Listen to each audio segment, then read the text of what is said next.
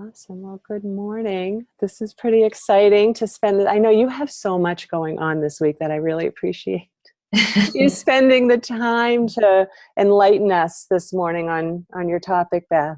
It's a nice reprieve. Like that orange wall behind you. It gives me a lot. I am going to paint an orange wall in my next office because I really love this office. So much energy. Like it's Yes, just cool color. glowing. Yeah, I love it. And you can't see it, but my desk is bright yellow. Yellow? It's, bright yellow. It's Awesome. nice. Awesome.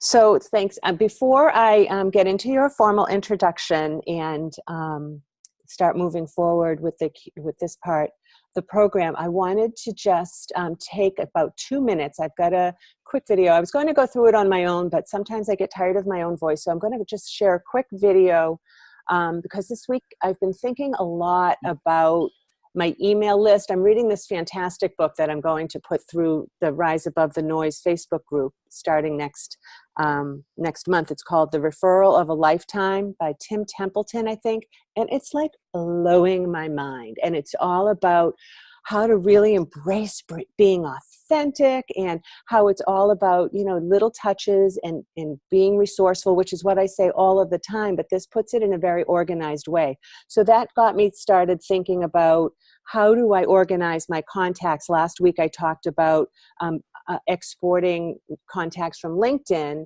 and putting those onto an Excel spreadsheet so I could kind of see who's my A list, like who are the people that know me, have worked with me, would refer me. And making sure that I know who those people are. There are the other people that I've met briefly at networking events that don't know me as well, but I think that we could, at some point collaborate on something, one or another. So I've been thinking a lot about lists. So I'm going to go ahead and share my screen. And I'm hoping you guys will be able to hear this as well. You know what I'm going to do is put this. You should be able to, right? Let's see how this works out. Share screen, one that says constant contact. Tell me if you can hear this.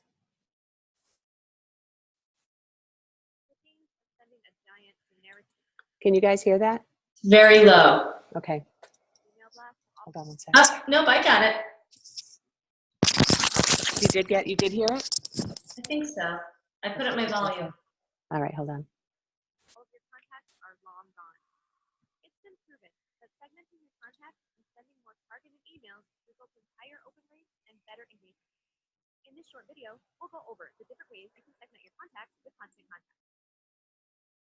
If you don't have your contacts segmented already, this segmentation is a great way to start.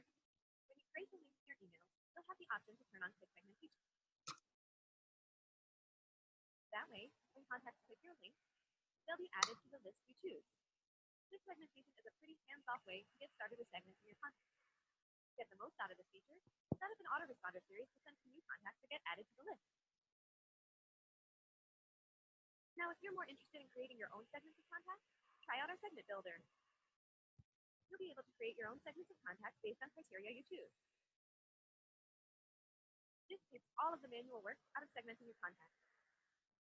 With just a few clicks, you'll have perfectly segmented lists based on your criteria. If you're more of a do-it-yourselfer, you could always segment your list manually. Create as many lists as you need. Select the contacts you want and add them to the list you create. Nice. For example, you can segment your contacts by location, email address, birthday month, and more. Think about your business and what segments might work best for you.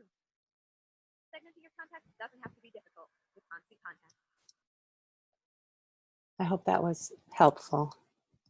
I think it's like a superpower. I have to figure out how to not share my thing. Yeah, being able to segment and do it easily without stress, I think, is important. Right, and to make it automatic. Yeah. Are you still seeing my screen, or are you seeing yourself? I see constant contact. Okay, hold on. That's your screen. Yep, I lost the little thing that says. Bear with me, technical difficulties.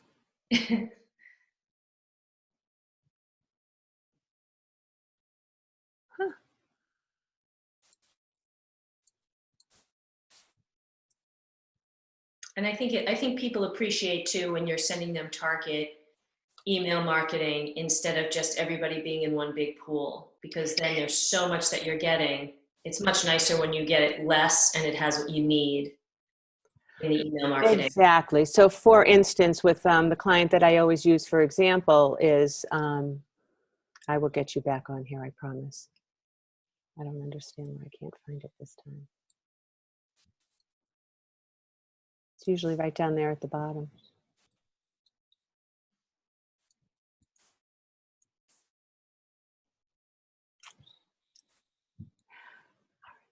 Figure it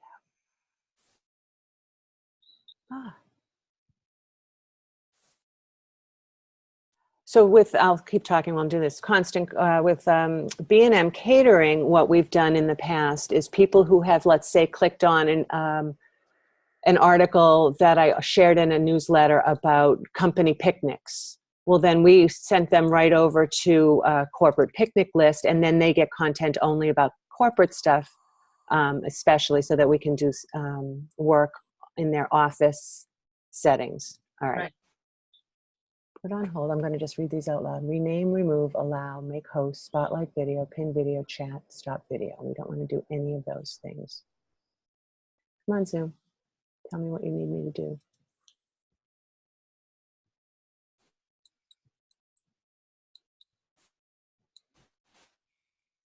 do. Do you see anything there on the bottom? Like my whole bottom went away. Actually, yeah, when I go down to the bottom, it has share screen. But you're still seeing my screen on yours? Yes. Mm-hmm. I mean, I wonder if it's green, the share screen button. I'll try it and see what happens. You cannot start screen share while the other participant is sharing. That's what I thought. So, yeah, so when my pointer goes down to the bottom, I get that bar. Yep, there's usually something when I hover at the bottom that says stop share screen. Let me see if something's hiding at the bottom View here. options, original size, request, exit full screen. I can choose exit full screen. And then what happens? Let's see. I got it. You got it? I got it. Yep. There we are. Now we're back to speaker. All right. Yay. Sorry about that, you guys. Gosh, I wish I could edit it. Hey, Rachel. Hello. So I'm so glad you guys are here. Sorry for that technical blip, but that's just what happens sometimes, I guess. I want to give a formal invitation to my good friend, Beth Knaus, who is the owner of That's a Spade Copywriting Content Creation. Let's see if we have anything. So her topic today is feeling good about speaking out about your skills and how what you have, your special sauce, what it is that you can do to authentically communicate your value in your written materials, whether it be in your printed materials, your website, or even a speaking bio. I know that Beth has done a lot of those. Her superpower, did we ask you what your superpower is? I didn't ask you your superpower, did I? I think you did ask me my superpower. Oh, here it is. Her superpower is that she is a custom content strategist. And so today she's going to talk about using your authenticity to communicate your message. So have at it, Beth. I'm so glad you're here. Thanks. Thanks for having me. This is really great. And thank you, ladies, for joining us. I have really enjoyed watching the other videos as they come along, because you can get these little nuggets and kind of like pieces of a puzzle and put them together, and they're all really helpful. So I wanted to talk a little bit today by talking about the concept of bragging, because I think as we grow up, we're taught not to brag, and we're told that it's not polite, or that it's not modest, it's not conservative. And I think particularly for women, I'm not saying it doesn't happen for men, but we think about that, taking the back seat about speaking out about who we are and what we do. And so there's this inner fight we have when we want to promote ourselves. But if you think about someone that you would hire or work with, they are confident, they are clear, they are factual, and they're pretty much saying, this is what I do. I'm awesome at it. And this is why you should choose me, because I can do X, Y, and Z. And they just say it. And one of the people I thought of, Susan, this morning was Carrie Yassi. She just is very clear about who she is and what she does, and there's no compromise for her. And I really love to hear her speak. I also love, like, Chantel. I don't know if you ladies saw Chantel's video, but she's got one of the best taglines, right? She wants to work with do good, feel good businesses. And it really clarifies who she is. But finding the right words sometimes is the big struggle, because Devin, as a coach, I've worked with a couple of life coaches. And the issue is that they all have something similar, and they all have something very different as well, and different approaches. But how does somebody choose, right? How do you choose anybody? So I usually I spend a lot of face-to-face time with people, because I want to see their physical presence and how they speak and that sort of thing. And then decide, like, what words are going to describe that. And I spend a lot of time on thesaurus.com, I have to say. It's one of my homes, and because the words lead me from one place to another. But what I start out with there, and this is what I think everybody should do, is you need to decide what words you don't want to use to describe yourself. And again, I'll use coaches just because I've worked with a handful. They don't necessarily like to use the word help. They'll say, don't use the word help. And I'll say, okay, I will find some other strategic word that describes you and what you do without using the word help. So, I don't really know what that is, but what the thing is with the word help, but it's not what people want to use. And so I use thesaurus.com. The other thing I'll tell you that I do a lot is tell people to journal. And this also seems to be a challenge sometimes for folks, because they think that journaling has to be this well-written prose that, what if somebody reads this? What are they going to think? But it's really supposed to be more of an organic idea-generating activity, to just sit down and actually ask yourself questions like, how do I see myself? What words do I think of when I want to present myself? How do I look? What words do I use every day in language? Like, sometimes I like words like persnickety or stellar or things like that. And I can come up with those words, but that's because, I work with words all the time. And I want to get, and I'm all over the place, I want to get to talking about groups, but we're going to talk about some other things first. So another thing I think is great is to look at the competition.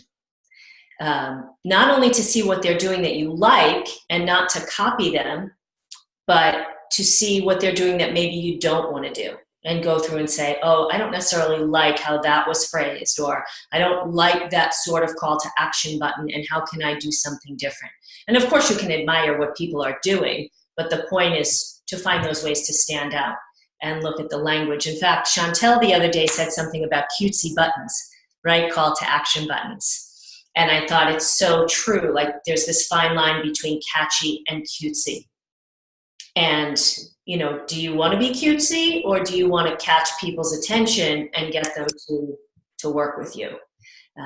Because there's a lot of cute stuff out there. You can see a lot of cute stuff, right?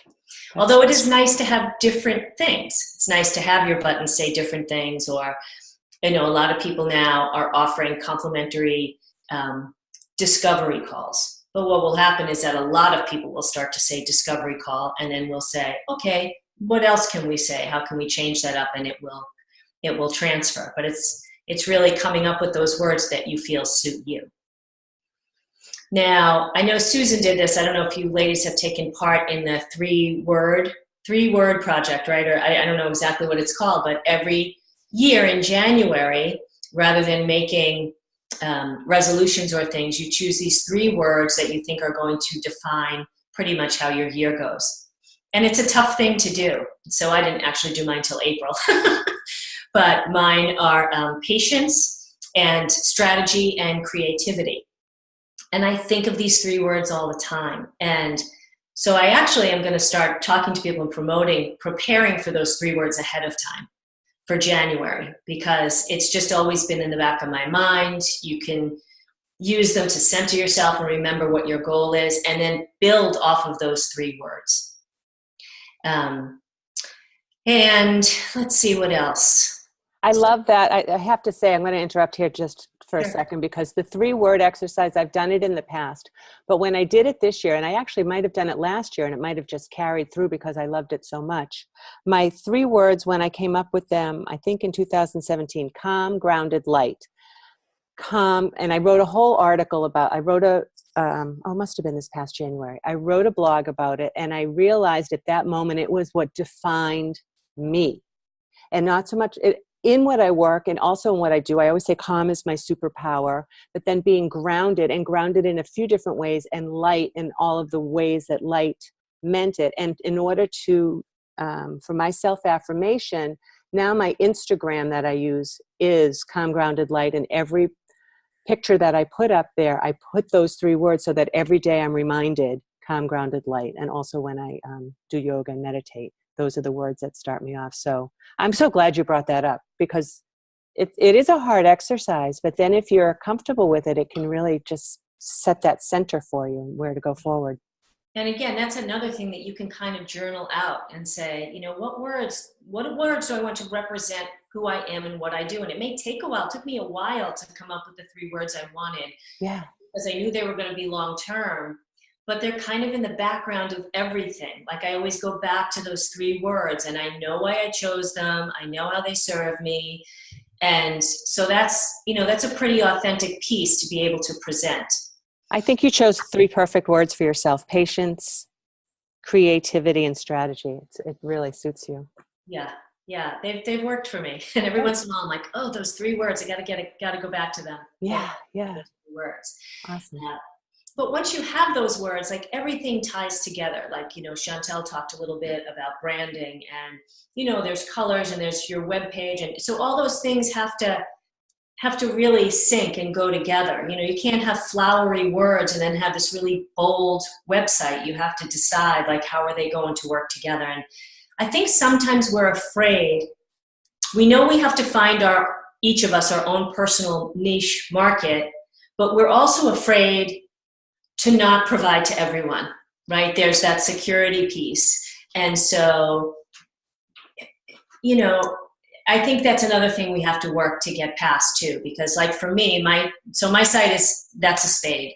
And it's because I have said, and my dad always said, you have to call a spade, and you have to be direct. And I am pretty direct. I'm not really a candy coder. I'm not somebody with rose-colored glasses, that sort of thing. And I'm going to call things as they are. But my writing is really crisp, and I think it's clear and sharp and engaging. And that is what I want to be. So I don't want to work with somebody who wants to really do some sort of lilting stuff or some drier engineering stuff. I know I wouldn't be good at that.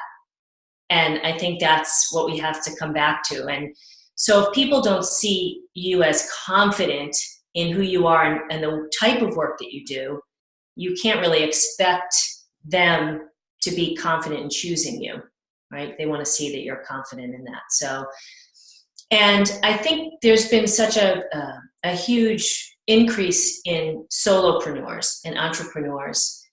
We spend a lot of time alone. Yeah. And I really think it's important. The first thing I want to talk about with that is to have your go-tos. So I used to belong to a writing group, and at least half of it was men, which is unusual.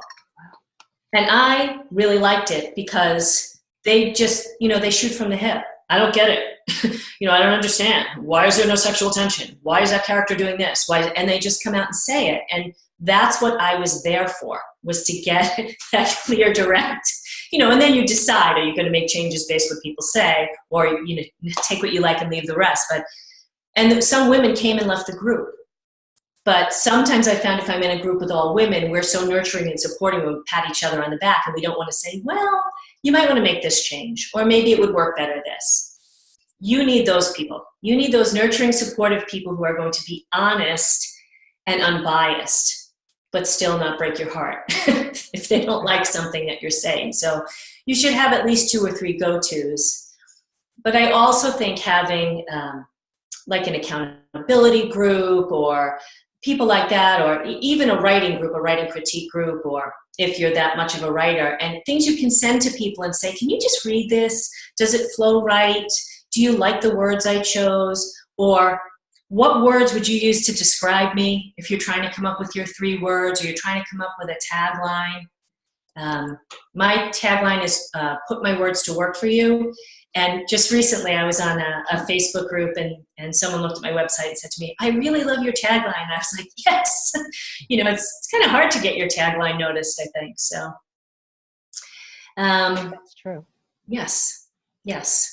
So I'm trying to think if there was anything else I needed to say. So I am I really don't like to use cliches, although sometimes when I speak, I use them, but I don't like to write them.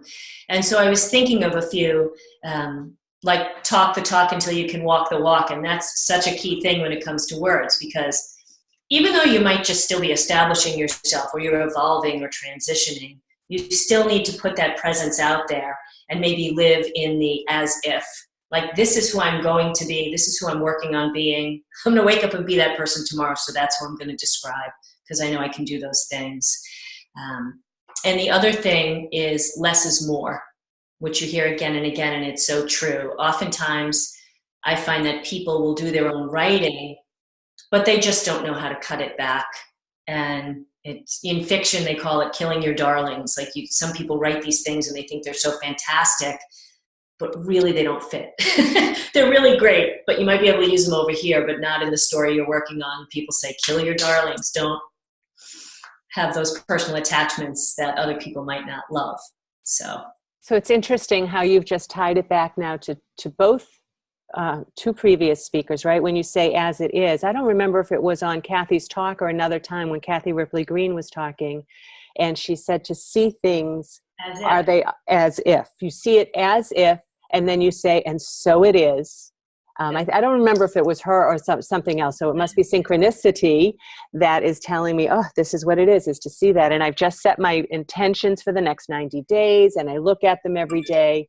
And so with the words as well, I've suffered through the same thing, imposter syndrome, or whatever you want to talk about it, or, as though I'm bragging, but to speak as to I already am what it is that I want to be. And then what you're talking about, less is more, goes back to what Chantel was talking about on your website, where you want to fit everything in there, but she feels like you should have nice, clear space. And if you have clear space, people are going to go right for the words, and that's where the importance of the words are going to be, right, that you're communicating with brevity.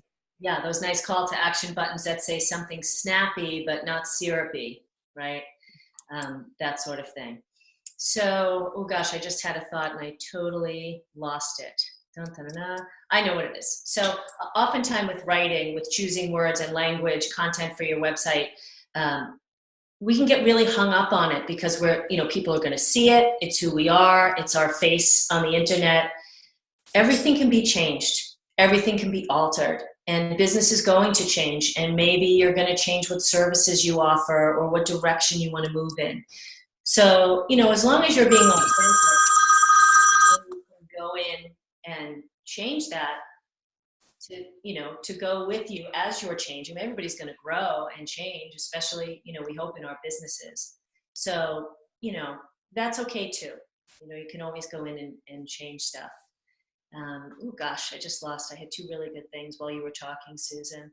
Well, while you're thinking too, I just want to invite Devin and Rachel to ask any questions that they have coming up. And by the way, actually both Rachel and Devin are going to be in the accountability group too. Nice. So everybody will get to know each other pretty well.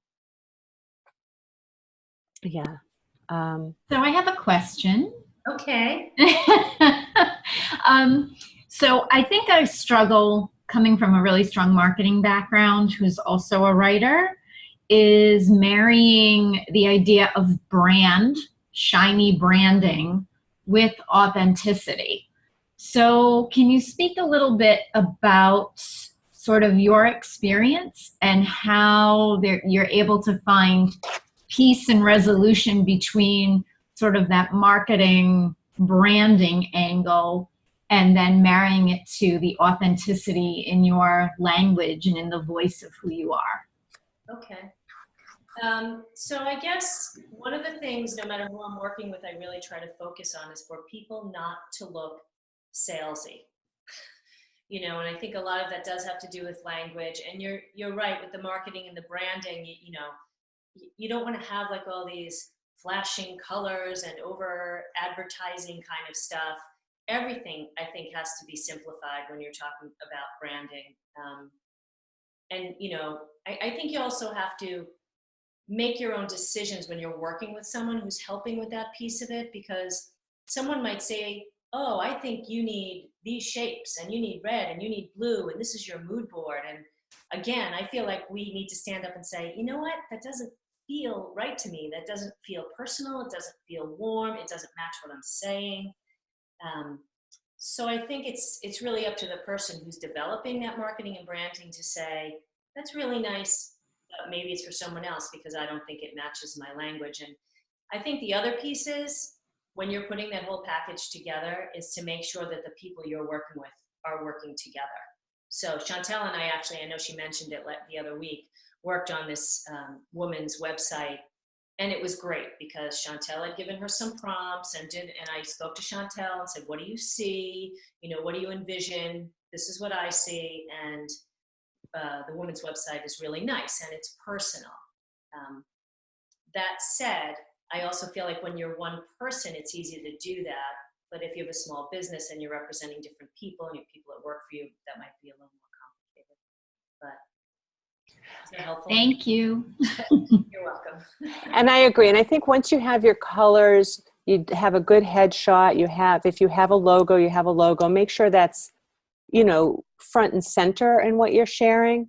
But the language too. I know I struggle with language, which is why I love when Beth does some work for me and for my clients, because it just makes it so much easier to just hone in on what's important. She's listening. I have all these thoughts in my head, and she helps to bring the most important thoughts to the forefront. And I think that's really important as far as keeping your messaging clear.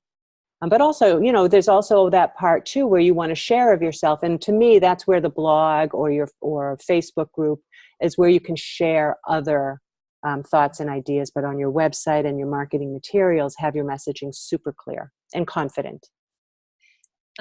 So I have two things. So I also think that the layout of language is important. And although I'm not a website designer or an HTML person or anything, but when I'm writing something, I'm thinking about how is it going to be presented? You know, how small are the paragraphs going to be? Where am I going to use bold? Where am I going to use bullets? And a lot of times when people are doing their own stuff, they just write and write and write. And it's like, you know, when people come to read your stuff, wherever it is, Facebook or on the web, or you have to look at it and say, how long would I engage with this? How long would I go before I need some kind of visual change in how the writing is presented? And so I try to help people out with that too, because sometimes. If you guys want an example of that, you can just go to my homepage, How to Be Present Online. And I think Beth did most of that work, and how she broke it up where it's digestible. I did just have a lot of text. She sharpened it up. She fixed my language. And then between her and my website designer, it came out to, it's a couple of lines of text with the heading so that you can clearly see where I want your eye to go, and then the 3 blocks broken up. And it just made it so much easier versus all that text. I don't even have patience for text unless it's broken up like that for me. And Rachel, as a writer, I think sometimes it's good if you know another writer and you can share your drafts, your copy together, because like when I'm working with someone who needs my help, I find sometimes people do like the words they chose. They just don't necessarily know how to write them out and flesh them out. And they don't want you to write the whole copy. They want you to edit it. You know, they just want some help or some suggestion, and then they'll decide what they're going to do, what changes they're going to make. And if you have another writer buddy that's, you know, either for accountability or for critiquing, you can trust that person and know you're going to help each other out. Hi, buddy.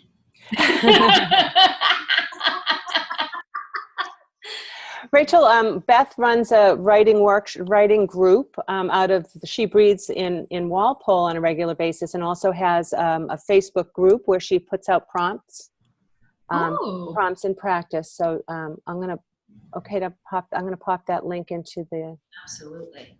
Fabulous. Thank you very much. You are welcome, Rachel. I'm going to pop that into the chat. You know what? I'm not a writer. I don't particularly love it, but I do enjoy your prompts that you've been posting, Beth. I think about them. I don't sit down and write them because if it's a time thing for me, Right. but I do think about them. Good. Once in a while, I will write about them in my gratitude journal. So to your point, too, the whole journaling thing, as you know, I was resistant.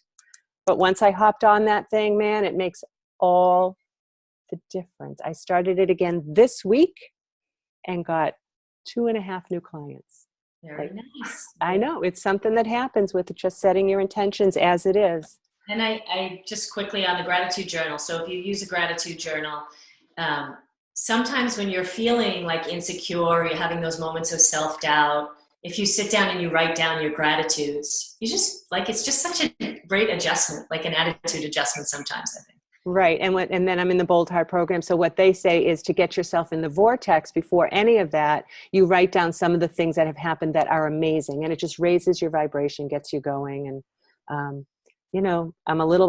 thought I was too analytical and too science-based for all of that, but somehow it seems to be working. So now I talk about it. What can people do? What is your call to action? I love a good call to action. What can we do for you? So I believe what we said is that anybody who needs a project done in the month of September, which is when I'm scheduling for, I'll give 10% off the total project cost. That's very generous. Awesome. Does anybody have any questions before we end our call? I want to thank everybody for coming here today. You guys are already on the Rise Above the Noise group and already familiar with the accountability group. I may have mentioned to you that if somebody ends up signing up for this accountability mastermind group on your referral, you'll get an extra half-hour private coaching. It always goes longer. A private coaching session with me, and so will your friend. And I have 4 spaces open in that group. That's going to be starting, Rachel, we changed it to September 14th. So that you guys can both start on the 14th. So, awesome. This was so great. I want to thank everybody for coming, and we'll see you. I hope everybody will come back next week. Yeah. Enjoy the week, guys. Thank you. Bye-bye. Bye.